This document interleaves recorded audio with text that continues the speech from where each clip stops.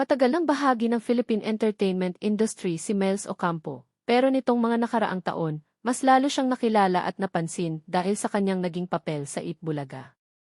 Marami ang nagtatanong kung bakit bigla siyang itinuturing na isa sa pinakamahalagang host ng programa.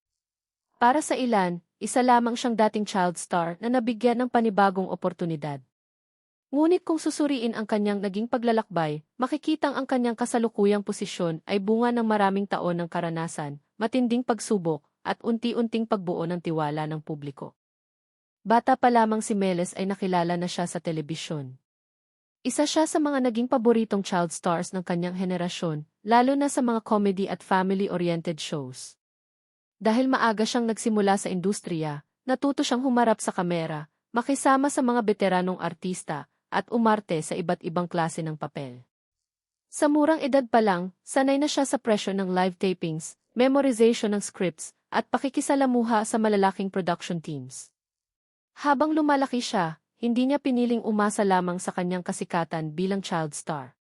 Patuloy siyang tumanggap ng iba't ibang proyekto, lalo pang humubog sa kanyang kakayahan bilang artista, mula sa teen roles hanggang sa mas mature na karakter. Sa paglipas ng panahon, mas napansin ng publiko ang kanyang versatility. Kaya niyang magpatawa, kaya niyang umarte sa drama, at kaya rin niyang makibagay sa live television. Hindi lahat ng artistang galing sa pag-arte ay nagtatagumpay sa hosting, dahil ibang klaseng diskarte ang kailangan sa isang live noon-time show. Kailangan ng mabilis na pag-iisip, tamang timing, at kakayahang makisabay sa mga hindi inaasahang pangyayari. Unti-unti itong ipinakita ni Meles sa bawat pagkakataong nabibigyan siya ng oras sa harap ng kamera, hanggang sa tuluyan siyang makilala bilang isang all-around performer. Ngunit dumating ang isa sa pinakamahirap na yugto ng kanyang buhay nang ibunyag niyang siya ay nadiagnose na may papillary thyroid carcinoma. Ang balitang ito ay ikinagulat ng kanyang mga tagahanga at ng buong industriya. Sa halip na itago ang kanyang pinagdaanan, naging bukas siya tungkol sa kanyang pagpapagamot at sa mga pagbabagong naranasan ng kanyang katawan dahil sa operasyon at gamot. Isa sa mga pinakaapektadong bahagi nito ay ang biglaang pagdagdag ng kanyang timbang, bagay na naging dahilan upang makaranas siya ng insecurities at self-doubt. Sa kabila nito, pinili niyang ipagpatuloy ang kanyang recovery habang unti-unting bumabalik sa trabaho, kahit pa may mga araw na mahirap para sa kanya ang humarap sa kamera. Marami ang humanga sa kanyang katatagan. Sa halip na mag-focus sa mga negatibong komento, mas pinili niyang pahalagahan ang kanyang kalusugan at ang mga taong patuloy na sumusuporta sa kanya.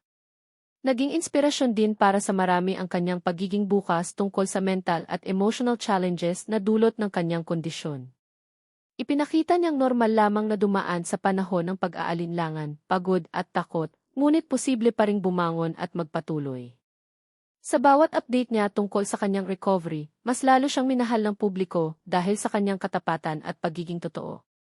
Habang unti-unti siyang bumabalik sa normal na trabaho, dumating ang pagkakataong maging regular na bahagi siya ng Itbulaga. Para sa ibang manonood, isa itong simpleng career move.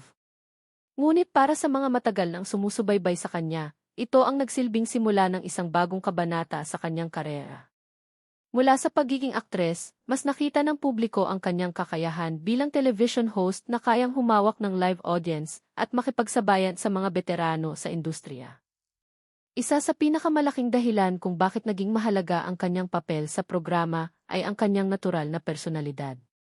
Hindi siya kailangang magpanggap upang mapatawa ang audience. Hindi rin niya kailangang maging pinakamaingay sa grupo upang mapansin. Ang kanyang simpleng paraan ng pakikipag-usap, mabilis na reaksyon, at komportableng pakikihalubilo sa kapwa hosts ang naging dahilan kung bakit madali siyang tanggapin ng mga manonood. Sa isang noon-time show na puno ng energy at improvisation, malaking bagay ang pagiging natural at hindi pilit. Napansin din ng maraming viewers na mahusay siyang makisabay sa mga veteranong host tulad nina Vic Soto, Joey De Leon, Jose Manalo, Alan E., Ryan Agoncillo, at Maine Mendoza. Sa halip na matakot o mailang, ginagamit niya ang bawat pagkakataon upang matuto habang naipapakita rin ang sarili niyang personalidad. Mahalaga ito sa isang noon-time show kung saan mabilis ang takbo ng programa at bawat segundo ay kailangang maging entertaining. Sa paglipas ng panahon, unti-unti siyang naging komportable at mas confident sa kanyang hosting style. Habang tumatagal ang kanyang pananatili sa Eat Bulaga, mas naging malinaw na hindi lamang siya pansamantalang host. Regular siyang nakikilahok sa iba't ibang segments ng programa at naging bahagi rin ng mga espesyal na episodes at Holy Week presentations kung saan muling naipakita ang kanyang husay sa pag-arte at emosyonal na pagganap. Dito mas nakita ng audience na hindi lang siya pang comedy o light hosting, kundi kaya rin niyang maghatid ng maseryosong emosyon kapag kinakailangan. Isa rin sa mga dahilan ng kanyang pagtaas ng popularidad ay ang kakayahan niyang balansehin ang comedy at emosyon. Kapag kinakailangan ang seryosong eksena, kaya niya itong dalhin ng mailalim at sincerity. Kapag biruan naman ang usapan, natural din ang kanyang pagpapatawa at timing. Hindi madaling matagpuan ang ganitong kombinasyon sa isang host, kaya naging mahalagang bahagi siya ng programa at madalas na inaabangan ng viewers. Malaki rin ang naging papel ng social media sa kanyang muling pagsikat. Maraming short clips ng kanyang mga nakakatuwang banter, spontaneous reactions, at pakikipagbiruan sa ibang dabarkads ang mabilis na kumalat sa Facebook, TikTok, at YouTube. Dahil dito, kahit ang mas batang audience na hindi regular na nanonood ng noon-time television ay nakilala rin ang kanyang personalidad. Sa digital age, naging malaking tulong ito upang mas lumawak pa ang kanyang fanbase. Isa pang napansin ng publiko ay ang pagiging profesional niya sa trabaho. Sa mga panayam at mga kwento ng kanyang mga kasamahan, madalas siyang inilalarawan bilang mabait, madaling pakisamahan at handang makinig sa mga payo ng mas nakatatanda sa industriya. Hindi siya nagpapakita ng entitlement kahit matagal na siya sa showbiz. Sa halip, palagi siyang bukas sa learning process, lalo na sa live hosting na patuloy niyang pinagbubuti. Hindi rin maikakailan na ang kanyang personal na pinagdaanan ang lalong nagpalapit sa kanya sa publiko. Maraming Pilipino ang nakarelate sa kanyang kwento ng pagbangon matapos ang isang seryosong sakit. Sa halip na maging hadlang ang kanyang pinagdaanan, naging bahagi ito ng kanyang inspirasyon upang ipagpatuloy ang kanyang karera. Dahil dito, mas marami ang humanga hindi lamang sa kanyang talento, kundi pati sa kanyang tibay ng loob at positibong pananaw sa buhay. May mga pagkakataon ding naging usap-usapan ang kanyang relasyon kay Elijah Canlas, lalo na nang ibahagi niyang malaki ang naging suporta nito habang siya ay nagpapagaling. Maraming netizens ang humanga sa kanilang samahan at lalo nitong ipinakita ang mas personal na bahagi ng kanyang buhay na bihira niyang ibahagi noon. Para sa marami, naging patunay ito na sa likod ng kamera, isa rin siyang ordinaryong tao na dumadaan sa parehong emosyon at hamon ng buhay. Habang patuloy ang pagbabago ng Eat Bulaga at dumarami ang mga bagong mukha sa programa, mahalaga ang pagkakaroon ng host na kayang magsilbing tulay sa iba't ibang henerasyon ng audience. Si Miles ay may koneksyon sa mga nanood sa kanya bilang child star, habang nagagawa rin niyang makuha ang atensyon ng mas batang viewers sa pamamagitan ng kanyang natural na personalidad at modernong approach sa hosting.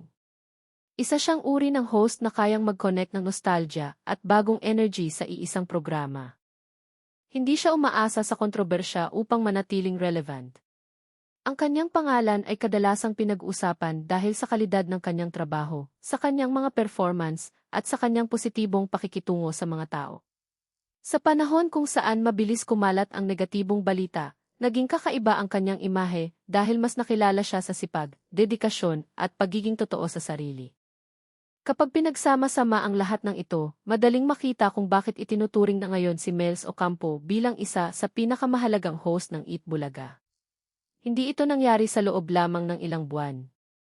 Bunga ito ng maraming taon ng karanasan, ng mga pagsubok na kanyang nalampasan, ng respeto na nakuha niya mula sa kanyang mga kasamahan, at ng tiwalang unti-unti niyang nabuo sa puso ng mga manonood.